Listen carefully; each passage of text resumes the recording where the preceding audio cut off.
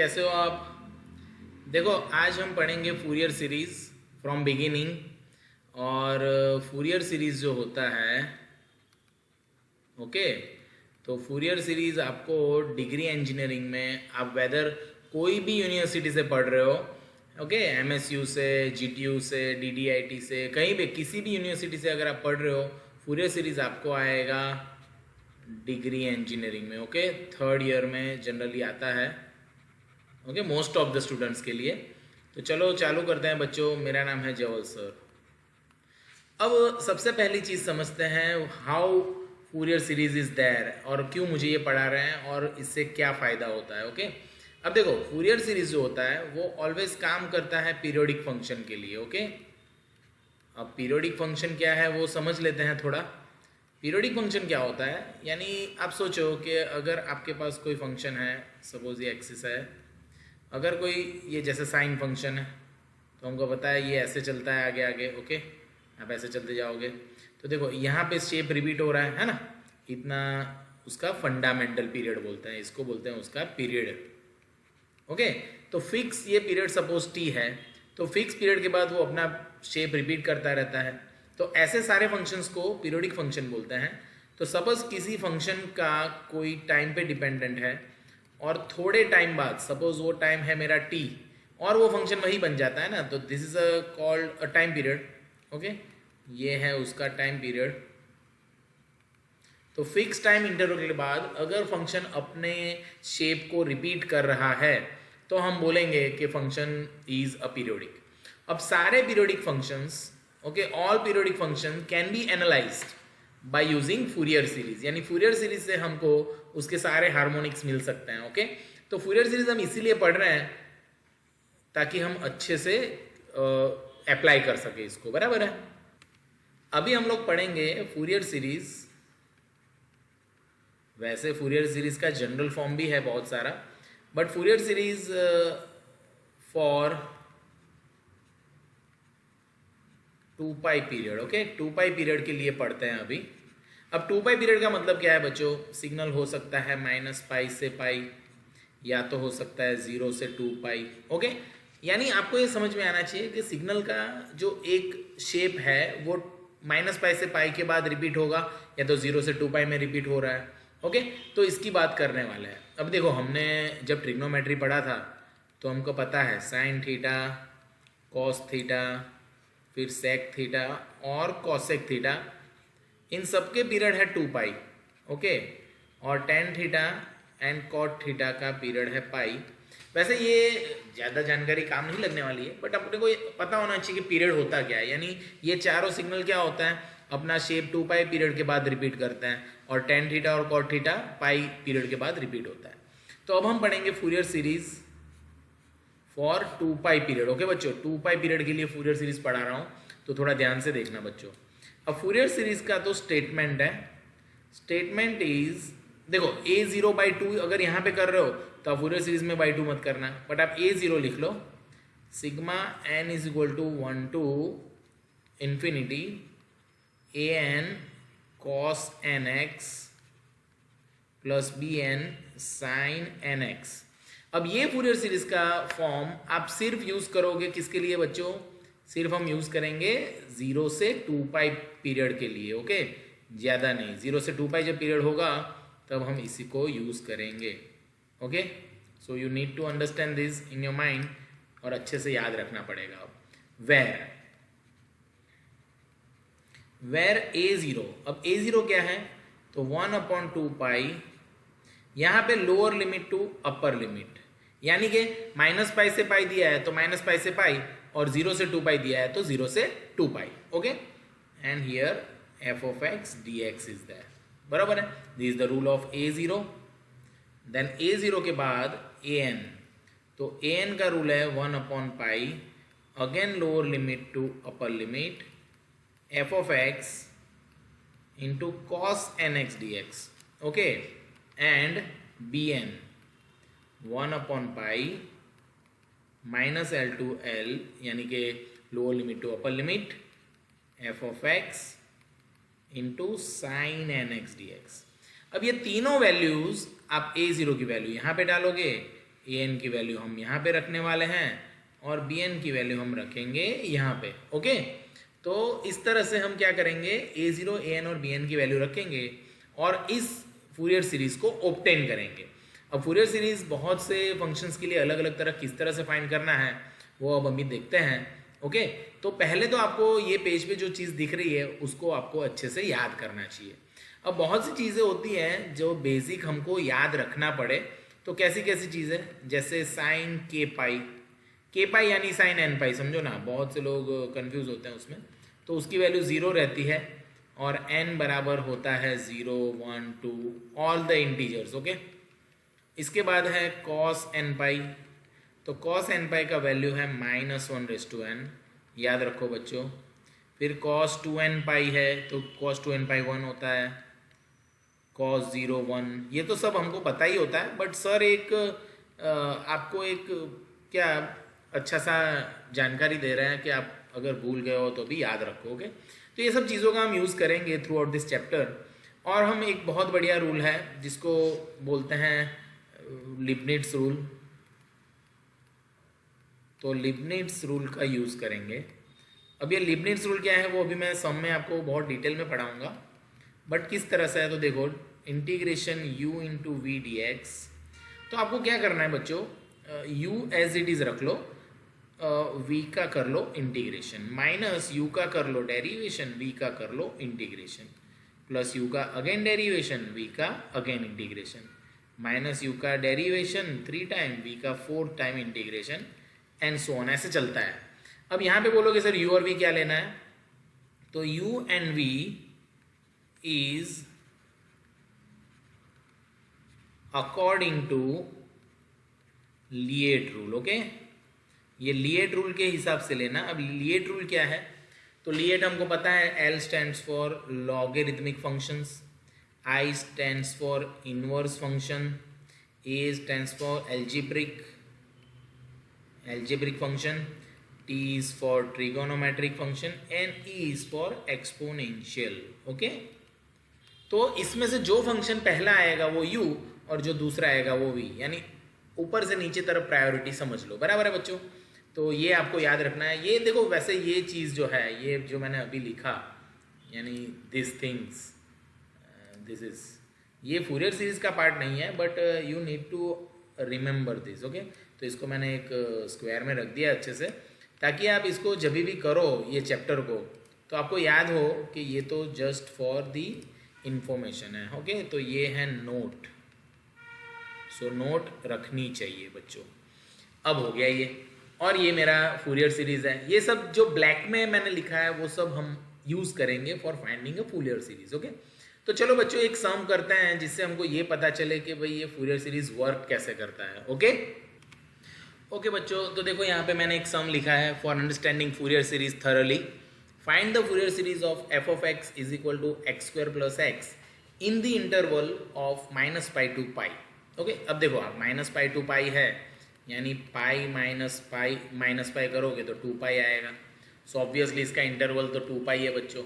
Okay, तो 2π interval वाला ही अभी मैं सिखा रहा हूँ आपको, क्योंकि जो मैंने अभी यहाँ पे रूल लिखे हैं वो मैंने मेंशन किया हुआ है कि we are understanding for 2π only. Okay, तो चलो चालू करते हैं। सबसे पहले हम क्या करेंगे, सबसे पहले हम ये लिख देंगे अच्छे से कि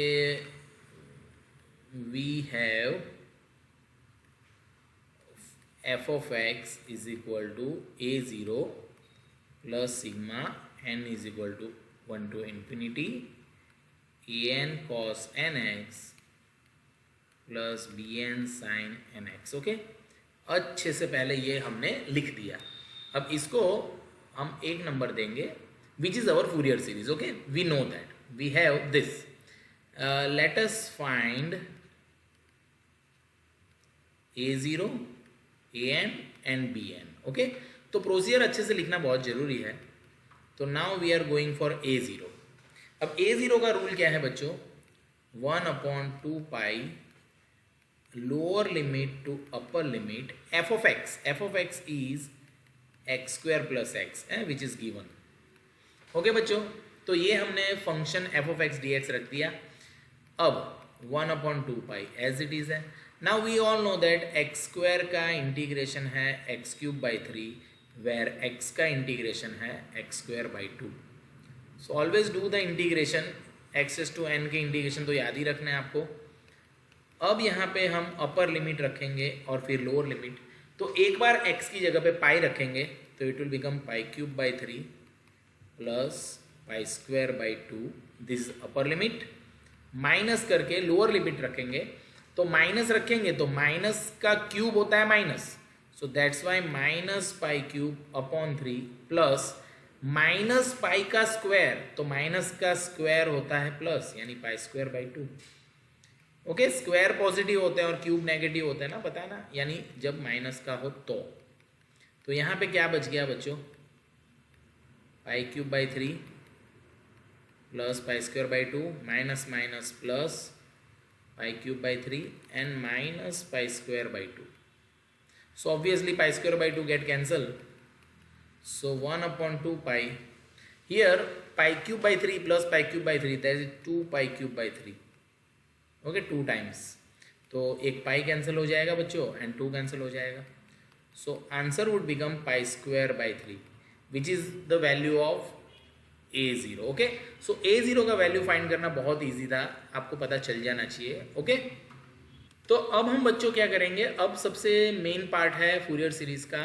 तो हम लिखेंगे नाउ an. तो an फाइंड करना एक अच्छी सी आपकी स्किल डेवलप हो जानी चाहिए. कैसे, देखो 1/π lower limit to upper limit f of x is x² plus x and here in an here cos nx dx is there. okay, so this is the fixed pattern. okay, ये fix रहेगा, यहाँ पे function बदलता रहेगा. okay, function whatever is the function we are going to change over there. so 1/π. now हम लोग लगाएंगे बच्चों ये this rule. this is the Leibniz rule. so we are going to apply this Leibniz rule over here. so let us apply them. किस तरह से इसको apply करेंगे, तो देखो मैं समझाता हूँ. ये जो फंक्शन है वो फंक्शन को बाजू में जस्ट चेक करते हैं. देखो इसका डेरिवेशन क्या होगा, 2x + 1 है ना, x² का 2x और x का 1. इसका अगेन करेंगे 2, इसका अगेन करेंगे 0. सो इसका मतलब 1, 2 एंड 3 टर्म्स ही आएंगे इसके मल्टीप्लिकेटिव फॉर्म में. ओके, तो ये आपको ऑलवेज याद रखने का कि कितनी बार हो रहा है. तो जो डेरिवेशन थोड़ी देर के बाद 0 हो जाता है उसको u ले लेने का, यानी एल्जेब्रिक u हो गया. जैसे आप लीएट फॉर्म के पास जाओगे तो आपको पता चलेगा एल्जेब्रिक है और ट्रिगोनोमेट्री है ना, साइन है और x² + x है. तो एल्जेब्रिक पहला है, दैट्स वाई वो u ले रहे हैं हम लोग और फिर उसको v ले रहे हैं. तो u as it is, then the integration of cos nx that is sin nx, और nx को n गिना इसलिए नीचे n आएगा. Okay, which is called what, chain rule of the integration. Okay बच्चों, तो ये याद रखो आप लोग अच्छे से. अब हम क्या करेंगे, माइनस. अब हम क्या करेंगे, इसका डेरिवेशन रखेंगे यहाँ पे. Okay, so the derivation of that is 2x + 1. Again अब इसका आएगा इंटीग्रेशन.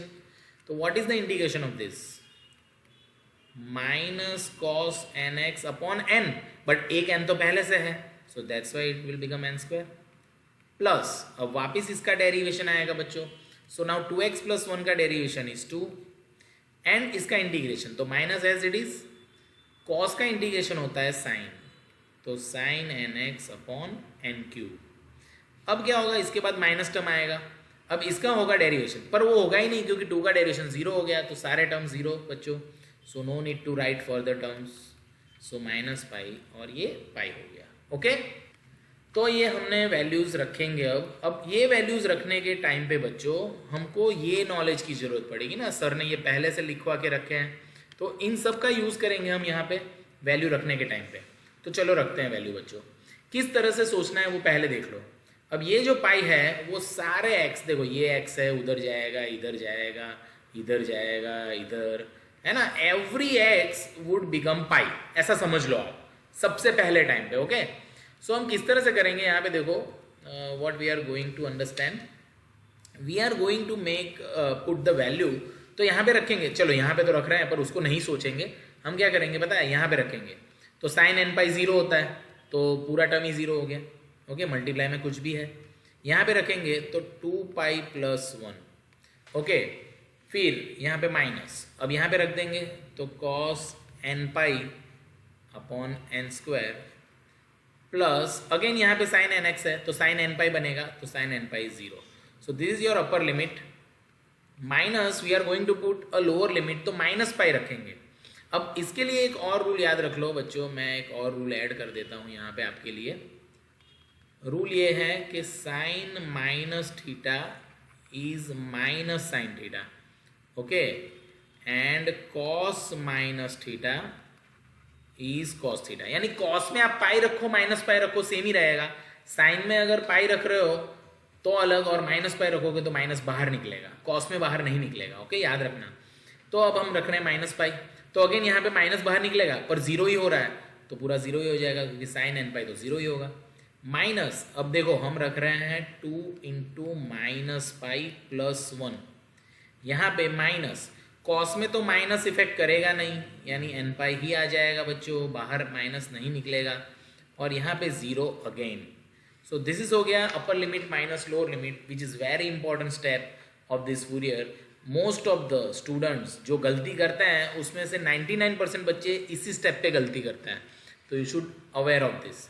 अब ये माइनस माइनस प्लस कर दो बच्चों, तो 2 पाई प्लस 1, अब कॉस एन पाई की वैल्यू है -1/n upon n square.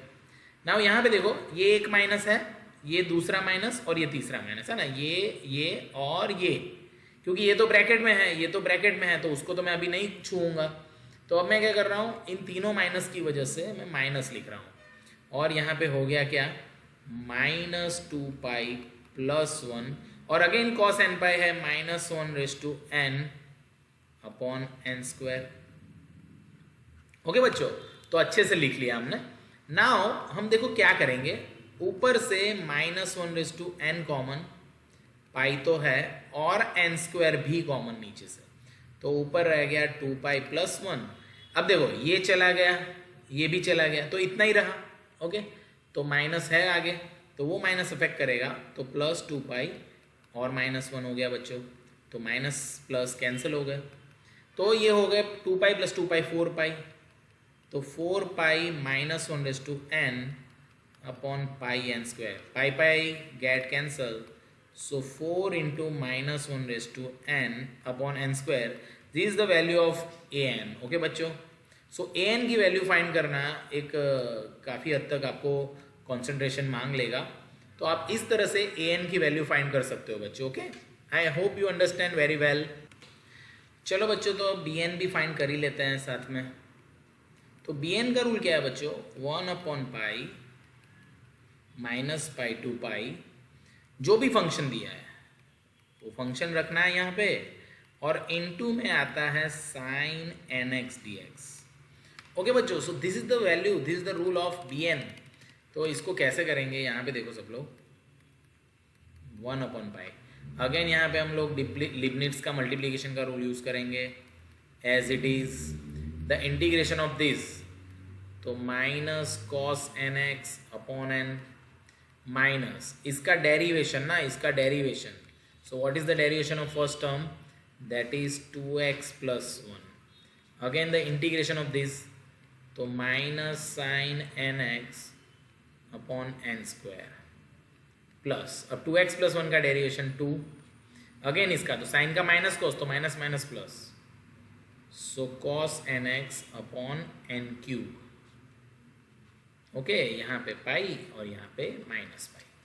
Again we are going to put the value in this integral जो हमने किया है उसमें हम वैल्यू रखेंगे। तो अब देखो, अब कॉस वाले टर्म ज़्यादा है यानी टर्म्स ज़्यादा आएंगे, तो किस तरह से वैल्यू रखेंगे, देखो पाई रखेंगे तो it will become pi square plus pi, यहाँ पे आएगा minus cos n pi upon n. Okay, again sine वाले टर्म 0 क्योंकि साइन एन पाई 0 होता है, प्लस ट्वाइस यहाँ पे भी रखेंगे तो cos n pi upon n cube आ गया। ओके, तो ये हो गया मेरा अपर लिमिट बच्चों। माइनस, अब मैं लोअर लिमिट रखूंगा तो माइनस पाई, तो माइनस पाई का स्क्वायर यानी प्लस पाई स्क्वायर और माइनस पाई आएगा, यहाँ पे रखा मैंने, तो माइनस पाई का स्क्वायर हो गया प्लस पाई स्क्वायर, है ना, क्योंकि माइनस का स्क्वायर भी तो प्लस ही होता है, स्क्वायर तो ऑलवेज प्लस होता है बच्चों, तो हमने रख दिया।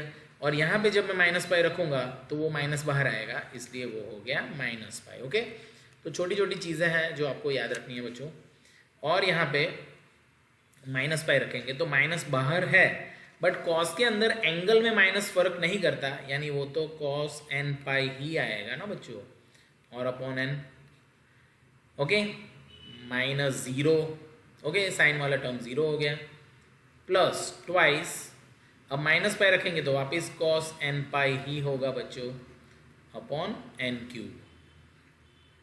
Okay, so this is the term, तो ये आपको पता चल जाना चाहिए। ओके, इजी है एकदम, I hope you understand it very well. Okay, तो इसको हम अच्छे से ब्रैकेट कर देते हैं। ओके, नाउ चलो इसको सिंप्लीफाई करते हैं बच्चों। तो देखो क्या होगा, पहला जो टर्म है उसमें देखो ये जो टर्म है, ये टर्म और ये टर्म, ये दोनों टर्म सेम टाइप के हैं, तो हम क्या करेंगे, उसमें से माइनस कॉस एन पाई और एन कॉमन निकालेंगे, तो यहाँ पे क्या रह गया, पाई square plus pi. Because of this minus, देखो माइनस, ये माइनस तो बाहर निकाला है, तो ये माइनस अंदर जाएगा, तो क्या हो जाएगा, माइनस पाई स्क्वायर प्लस पाई। और यहाँ पे देखो 2 कॉस एन पाई है और ये भी प्लस है, बट ये माइनस अंदर जाएगा तो ये माइनस हो जाएगा, तो वो तो कट हो जाएंगे। और चलो हम लिख देते हैं उसको, क्या, 2 cos n pi by n cube minus 2 cos n pi by n cube. Okay, तो ये तो कट हो गए। ओके, सेम है तो सेम टर्म्स कट हो गए, तो 1 अपॉन पाई। अब देखो यहाँ पे माइनस कॉस एन पाई को रख सकते हो आप माइनस 1/n अपॉन एन, और यहाँ पे देखो बच्चों पाई स्क्वायर कैंसिल, तो आ गया क्या, 2 पाई।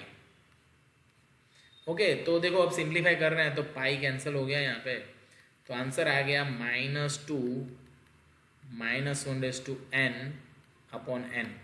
This is the value of bn। Okay, so you should got this value very easily.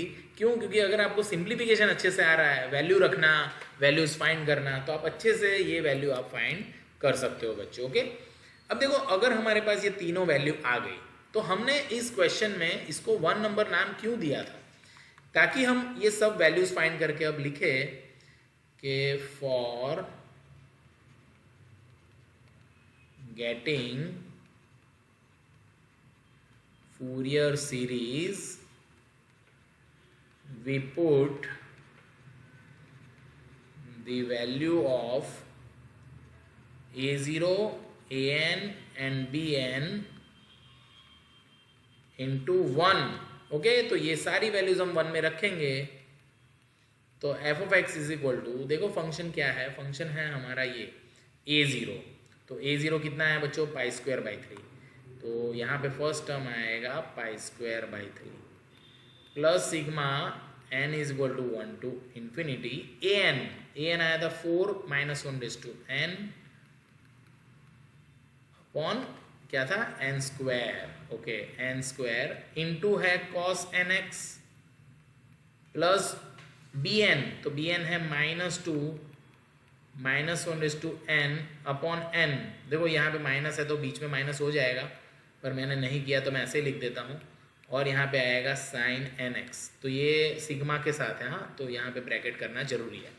तो अच्छे से जब हम लिखेंगे तो एफ ऑफ एक्स यानी तो मेरा फंक्शन बच्चों, तो फंक्शन तो ये है एक्स स्क्वायर प्लस एक्स, तो जब लास्ट में हम फंक्शन लिखेंगे तो यहाँ पे एक्स स्क्वायर प्लस एक्स लिखेंगे, और यहाँ पे आएगा pi square by 3 plus sigma n is equal to 1 to infinity 4 minus 1/x n cos n x upon n square minus twice minus 1/n sin nx upon n bracket complete, and your sum is complete. You got full marks for obtaining your answer up to this. Okay, तो देखो बच्चों अच्छे से यहाँ तक आप सम गिनो, आपका आंसर आ गया है अब, और इस आंसर को आप अच्छे से प्रेजेंट कर सकते हो। Okay, so this is the way how basic Fourier series works and how you can find the value of Fourier series of given function. Okay, thank you बच्चों। ओके तो बच्चों देखो एक और सम हम करते हैं यहाँ पे अच्छे से फूरियर का, ताकि हमको अच्छे से पता चले फूरियर किस तरह से वर्क करता है। ओके चलो तो देखो बच्चों ये सम क्या बोलता है। अब देखो हमको पता होना चाहिए बेसिक मॉड्यूलस फंक्शन क्या होता है। एक्चुअली में मैंने ये सम क्यों लिया है अभी आपके लिए, ताकि आपको ये पता चले कि लिमिट के पार्ट हो तो अभी क्या करना है। जैसे मोड एक्स का मतलब है एक्स, जब एक्स पॉजिटिव होता है तो इस रेंज में पॉजिटिविटी कहाँ पे है। देखो माइनस कब लेंगे हम, जब minus less than x less than zero हो जाएगा, और होगा एक्स कब, जब zero less than x less than pi हो जाएगा बच्चों। Okay so the meaning is आपको ये पता होना चाहिए कि मॉड्यूलस एक्स किस तरह से काम करता है। मोड एक्स का मतलब होता है x and minus x, x कब, जब एक्स जीरो या जीरो से बड़ा है और जीरो से छोटा है। बेसिक डेफिनेशन तो यही रहता है बच्चों मोड एक्स का। तो अब मेरी लिमिट है माइनस पाई से पाई, तो माइनस पाई से जीरो माइनस वाला एरिया है तो उसमें मेरा फंक्शन माइनस एक्स निकलेगा, और जीरो से पाई देखो ना इस फंक्शन को जब हम देख रहे हैं तो रेंज मेरा इस तरह से है माइनस पाई से पाई, तो ये माइनस वाला रीजन है तो माइनस वाले रीजन में फंक्शन आएगा माइनस एक्स, और ये प्लस वाला रीजन है तो यहाँ पे आया एक्स। इस तरह से फंक्शन मॉड्यूलस इस तरह से छूटता है बच्चों। ओके तो ये चीज़ आपको पता होनी चाहिए। अब बोलोगे सर आपके फंक्शन तो दो हो गए तो अब मैं क्या करूँगा, तो कोई बात नहीं है बच्चों, जो मेन फंक्शन है उसका इंटरवल तो 2 पाई है तो हम रूल कभी नहीं बदलेंगे, रूल वही चलने देंगे। तो what we are going to find, we are going to find a0। तो a0 क्या होता है 1/2 pi lower limit to upper limit f of x dx। ये तो मैंने रूल लिख दिया है, क्यों, ताकि आपको मैं एक चीज़ समझा सकूँ। अब देखो मैं लिमिट लूँगा माइनस पाई से जीरो, तो माइनस पाई से जीरो यानी माइनस वाला एरिया, तो माइनस वाले एरिया में फंक्शन मेरा क्या है माइनस एक्स है। ओके सो यहाँ पे आएगा minus x D x plus zero से पाई, क्यों, क्योंकि लिमिट तो माइनस पाई से पाई पूरी करनी है ना, ऐसा ही था ना, ऐसा माइनस पाई से जीरो और जीरो से पाई, तो यहाँ से यहाँ लिया और यहाँ से यहाँ ले रहे हैं। ओके क्योंकि मॉड्यूलस है, तो मॉड्यूलस जब भी दिखे बच्चों तो थोड़ा ध्यान से, क्योंकि मॉड्यूलस को भी अच्छे से समझना जरूरी होता है, बहुत से लोग उसको समझते नहीं है। तो जीरो से पाई यहाँ पे निकलेगा एक्स डी एक्स। अब ये 1/2 पाई दोनों के साथ है तो ये सारी चीज़ आएगी ब्रैकेट में, है ना, 1/2 पाई उन दोनों के साथ, तो 1/2 पाई। अब minus as it is x का integration x²/2, okay, zero and minus pi, plus x का integration x²/2, zero pi pi and zero. Okay values डाल दी हमने लिमिट्स के। अब हम वैल्यू फाइंड करेंगे तो 2 पाई। अब देखो यहाँ पे बच्चों जब वैल्यू रखोगे आप जीरो तो जीरो हो जाएगा, ये माइनस रूल का माइनस होता है। अब आप माइनस रखोगे तो माइनस का स्क्वायर प्लस, पर ये आगे वाला माइनस तो रह जाएगा, तो उसको तो हम वैसा का वैसा लिखते हैं, तो माइनस पाई²/2। ओके ये हो गया इसका upper limit as well as lower limit, plus अब यहाँ पे रखेंगे तो पाई² माइनस जीरो। ओके सारे लिमिट्स रख दिए हमने, तो 1/2 pi minus minus will become plus, तो पाई² प्लस पाई²। ओके बच्चों so it will become 1/2 pi. ये देखो आधा प्लस आधा एक, यानी ये तो पाई² ही हो गया, तो पाई पाई कैंसिल, तो a0 का वैल्यू आ गया बच्चों पाई/2। तो you need to understand this very well कि अगर कोई मॉड्यूलस फंक्शन दिया है या तो फंक्शन को देखो, अगर आपको ये नहीं दे, ओके ये क्वेश्चन नहीं दे, अगर क्वेश्चन ही ऐसा दे दे तो अभी यही तो गिनना है हमको। ओके तो कभी कभी ऐसा भी दे सकते हैं जिसमें हमको क्वेश्चन डायरेक्ट पार्ट में दिया हो, तो अभी हम यही करेंगे। ओके बच्चों तो नाउ an फाइंड करते हैं दोस्तों, तो an में आएगा 1/π। अगेन लिमिट जो है तो देखो माइनस पाई से पाई f ऑफ x, तो देखो f of x cos nx dx, तो देखो मैंने रूल ही लिखा है जस्ट। अब मैं आपको सिखाता हूँ कि यहाँ पे लिमिट के दो पार्ट हो जाएंगे, माइनस पाई से जीरो तब आएगा minus x cos nx dx, plus zero से पाई तब मेरा फंक्शन बनेगा x, और बाजू में cos nx dx तो है ही, तो ये फंक्शन आधा आधा कन्वर्ट हो गया। ओके तो 1/π। अब यहाँ पे तो हम लिबनिट्ज रूल ही लगाएंगे जो अभी हमने सीखा था। C minus x as it is, cos n x का sine n x upon n, first term plus second minus, तो माइनस एक्स का इंटीग्रेशन सॉरी डेरिवेशन -1 और साइन का integration minus cos n x upon n square. तो ये हो गया बच्चों फर्स्ट, तो यहाँ पे आएगा 0 और माइनस पाई और ये पूरा ब्रैकेट रहेगा क्योंकि 1/पाई दोनों के साथ है। यहाँ पे भी सेम यही लगेगा बच्चों, तो x as it is cos n x का sine n x upon n minus x का डेरिवेशन 1 साइन का minus cos n x upon n square. Okay, integration के रूल्स तो आपको कोई भी पूछे याद ही होने चाहिए बच्चों। अगर आपको इंटीग्रेशन बराबर नहीं आ रहा है तो आप फूरियर में डर लगता रहेगा। ओके आपको, तो पहले वो कर लो बच्चों। अगर वो आपको सीखना है तो यूट्यूब पे मेरे बहुत से वीडियो है इंटीग्रेशन के, आप उसको देख के मल्टीप्लिकेशन के सारे रूल सीख सकते हो उस पर से। ओके बराबर है, तो चलो वैल्यू रखते हैं। तो अब 0 रखेंगे तो साइन 0 तो 0 ही होता है, तो 0 हो गया पूरा। अब देखो 1 2 और 3 माइनस है तो माइनस आएगा, 3 माइनस तो माइनस होता है। 0 रखेंगे तो cos 0 इज 1, तो ये है भैया 1/n²। ये रखा मैंने अपर लिमिट, माइनस करके अब माइनस पाई रख रहा हूँ तो साइन एन पाई तो 0 ही होता है। अगेन 1 2 और 3 माइनस यानी माइनस रखूंगा, यहाँ पे मैं माइनस पाई रखूंगा तो कॉस माइनस एन पाई, बस कॉस माइनस थीटा तो कॉस थीटा ही होता है, यानी ये हो गया कॉस एन पाई। अब कॉस एन पाई कितना होता है, -1/n अपॉन n²। ओके बच्चों, तो वैल्यू रखना बहुत ज़रूरी है। अब ये माइनस रूल का माइनस है, ये वाला माइनस, सॉरी यहाँ पे तो बीच में प्लस है ना, तो ये तो प्लस ही रहेगा।